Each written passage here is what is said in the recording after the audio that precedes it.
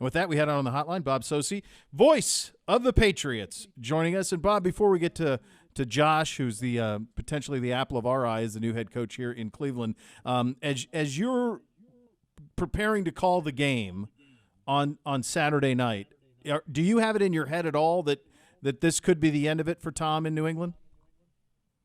Oh, absolutely. And, it's been a topic of conversation. Sure. Not just this past week, all week, and will continue to be for, the next however many weeks. But it's really been the running narrative all season, all the last 2 seasons, all the last 3 seasons. I think it really dates back in particular to prior to the 2017 season, and then with what unfolded, particularly with the Tom versus Time docuseries on Facebook. The change in the tenor and the tone during the course of that, and the reported friction within the organization, and with Brady, of course, one of the three figures at the center of it, led to a lot of speculation all year long and a lot of questions at the end of that season following the loss to the Eagles in the Super Bowl. And then last year, of course, the Patriots mount a run and win the championship over the Rams in Super Bowl 53.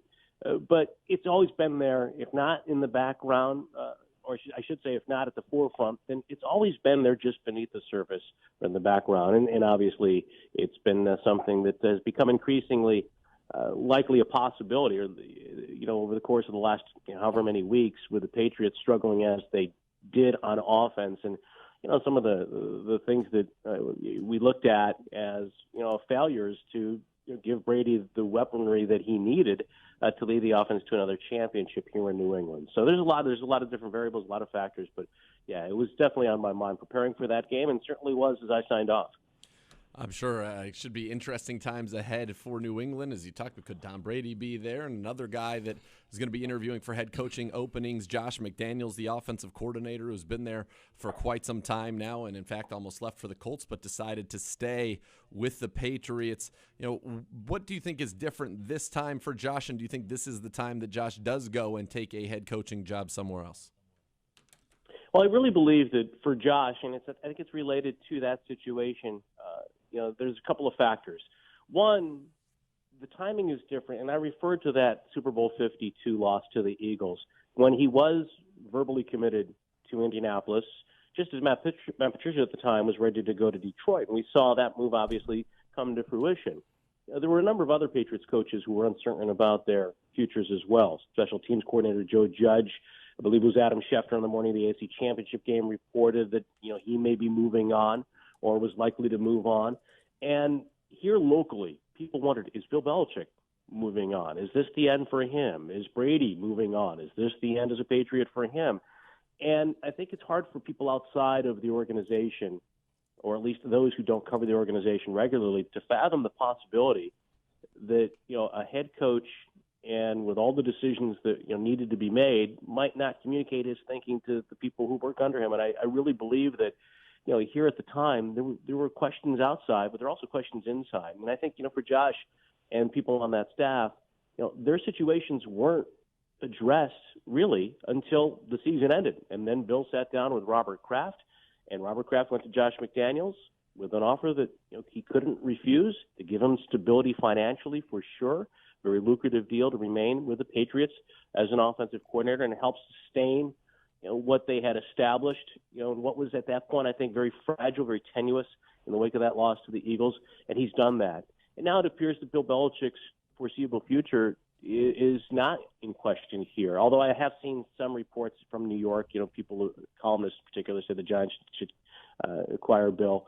But he's coaching here with his son Steve, who's ascended on the defensive staff. He was relaying the play calls this year from the sideline. His son Brian is on the staff here.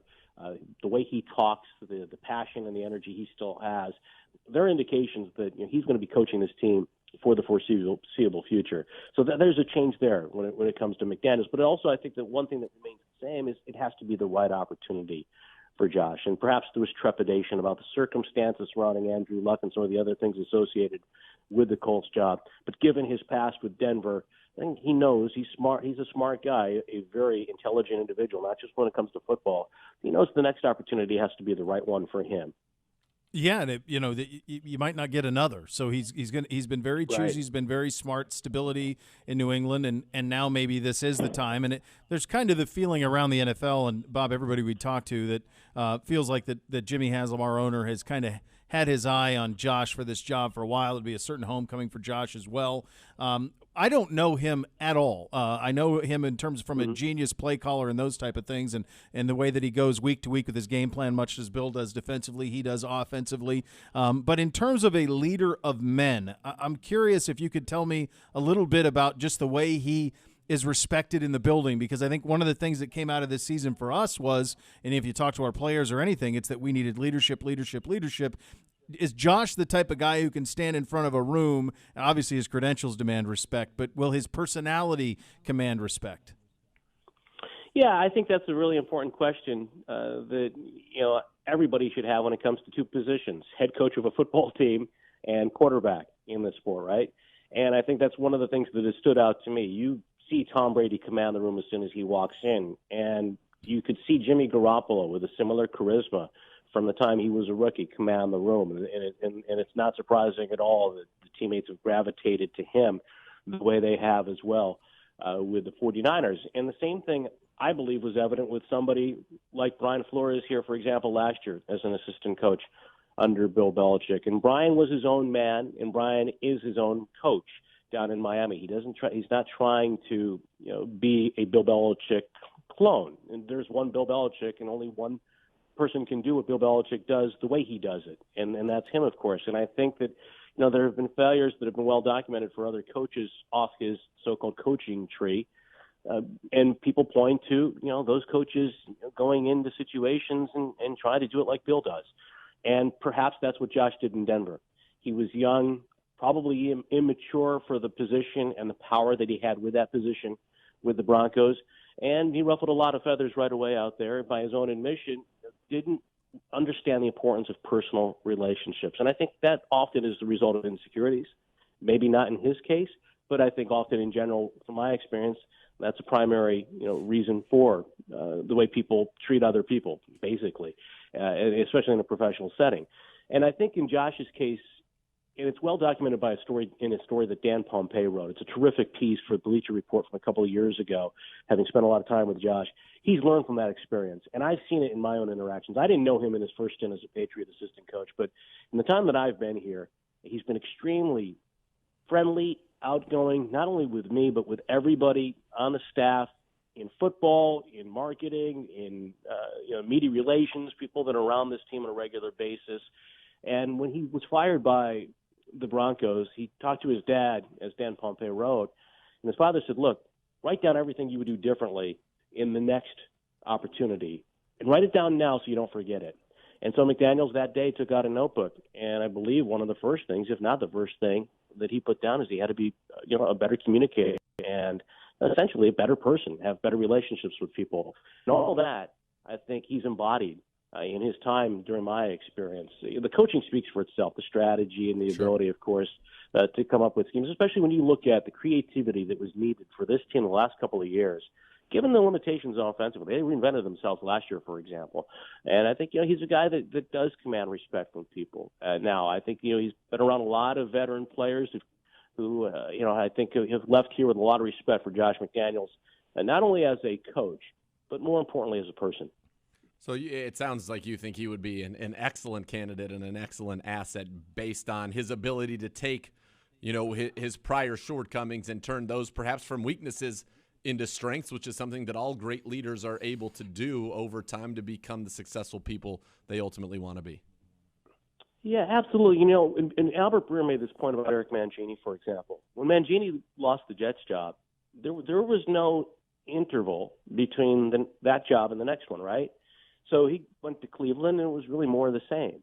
And I think that Charlie Weiss, for him, for example, at Notre Dame, again, maybe trying to do it like Parcells and Belichick both had tried to do it, and then go to Kansas and failing there miserably.